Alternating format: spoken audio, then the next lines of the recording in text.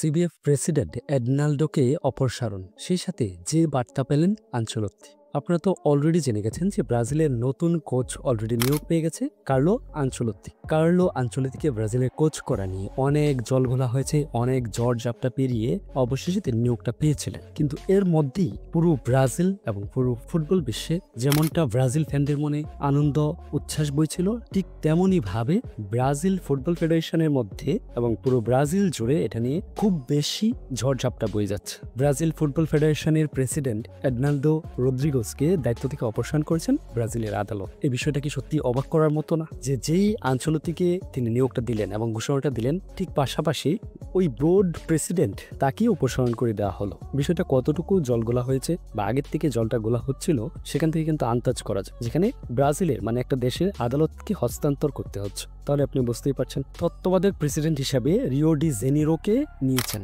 সেই সাথে পদচ্যুত হওয়া মাত্র 3 দিন আগে এডনাল্ডো রদ্রিগোস ব্রাজিলের জাতীয় দলের হেড কোচ হিসাবে কার্লো আনচেলত্তিকে নিয়োগ দিয়েছে। এমনকি লা লিগা মৌসুম শেষ হওয়ার আগেই এবং রিয়াল মাদ্রিদের সঙ্গে চুক্তি বাতিলের আগেই ইতালির কোচ ডন কার্লোকে নিয়োগের বিষয়টি বিবৃতি দিয়েছিল সিবিএফ। এডনাল্ডোকে অপসারণ করার ব্রাজিলের ডাগআউটে কার্লো আনচেলত্তি দাঁড়ানো নিয়ে কোনো শঙ্কা আছে কিনা, এই প্রশ্ন অনেকের মনেই ঘুরপাক খাচ্ছে। কারণ যেহেতু যেই বোর্ড প্রেসিডেন্ট মানে বোর্ডের কর্তা সেই একজন কোচকে নিয়োগ দিয়েছে, এখন সেই অপসারণ হয়েছে। এখন তো পুরো ফুটবল দুনিয়ায়, সে সাথে ব্রাজিল ভক্ত বলেন বা ব্রাজিলের শুভাকাঙ্ক্ষী যারা আছে, সবার মধ্যে একটা প্রশ্ন ঘুরপাক খাচ্ছে যে যেখানে বোর্ড প্রেসিডেন্টই টিকলো না, সেখানে কি কোচ টিকবে কিনা বা তার নিয়োগ দেওয়া ব্যক্তিটা টিকবে কিনা। তাদেরকে বলছি, আপনাদের চিন্তার কোনোই কারণ নেই। কার্লো আনচেলত্তি ব্রাজিলের কোচ থাকছে এবং পরবর্তী ম্যাচে, সামনে ব্রাজিলের যে ম্যাচ থাকবে সেটাতে কার্লো আনচেলত্তিকে ব্রাজিলের ডাগআউটে আপনারা দেখতে পারবেন। এবং সেক্ষেত্রে ব্রাজিলের যে নতুন আদালত কর্তৃক ভারপ্রাপ্ত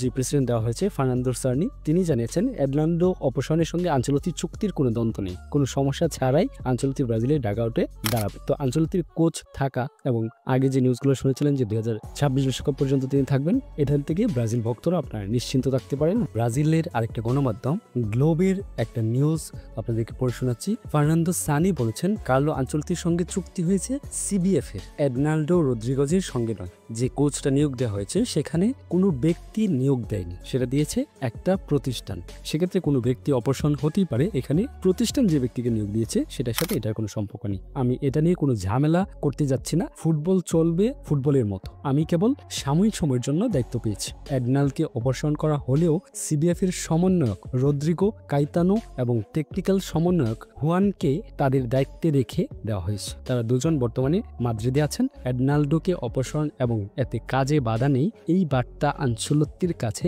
তারা দুজনেই পৌঁছে দিয়েছেন এবং আনচেলত্তি যথাসময়ে ব্রাজিল শিবিরে যোগ দেবেন। দায়িত্ব থেকে অপসারণ করা হলেও এডনাল্ডো পুনরায় নির্বাচনে অংশ নিতে পারবেন। সিবিএফকে আগামী 6 জুনের মধ্যে নির্বাচন দিতে বলেছেন আদালত। একটা বোর্ডের বিভিন্ন ইন্টারনাল বিষয় থাকে, আর এটা সব দেশের বোর্ডেই থাকে, নির্বাচনের একটা বিষয় থাকে। তো সেক্ষেত্রে ব্রাজিল ফুটবল ফেডারেশনেরও হয়তো নির্বাচনের বিষয় নিয়ে কোনো ঝামেলা ছিল, যার জন্য এডনাল্ডোকে আদালত কর্তৃক অপসারণ করায় আবার নতুন করে তিনি নির্বাচন করে যদি পাশ করে আসতে পারেন তাহলে তিনি আবার প্রেসিডেন্ট হতে পারবেন। এর আগেও তাকে দায়িত্ব থেকে অপসারণ করা হয়, পুনরায় নির্বাচন করে প্রেসিডেন্ট হন এডনাল্ডো। তবে তার বিরুদ্ধে অভিযোগ ওঠে স্বাক্ষর জালিয়াতি করে তিনি সিবিএফ এর চেয়ারেই বসেছেন, যে কারণে পুনরায় অপসারণ হলে। ব্রাজিল কোচ হিসেবে কার্লো আনচেলত্তি 26 মে কাজ শুরু করবেন। তার আগে সিবিএফ এর মাধ্যমে ডন কার্লো প্রথমবার ব্রাজিল দল ঘোষণা করবেন বলে জানা গেছে। তিনি 26 মে ব্রাজিলের বিশ্বকাপ বাছাই পর্ব যে ম্যাচটা আছে সেটার জন্য তিনি ব্রাজিল দলে এসে যোগ দিয়ে এবং তার আলোচনার মাধ্যমে তিনি যাদেরকে দলে চান, রিয়ালের দায়িত্ব ছাড়ার পর ইকুয়েডর ও প্যারাগুয়ের বিপক্ষে 2 ম্যাচের জন্য দল ঘোষণা করবে কার্লো আনচেলত্তি। ধন্যবাদ সবাইকে, আজকের মতো এখানে শেষ। দেখা হবে নতুন কোনো ভিডিওতে। সেই পর্যন্ত সুস্থ থাকবেন, ভালো থাকবেন, আল্লাহ হাফেজ।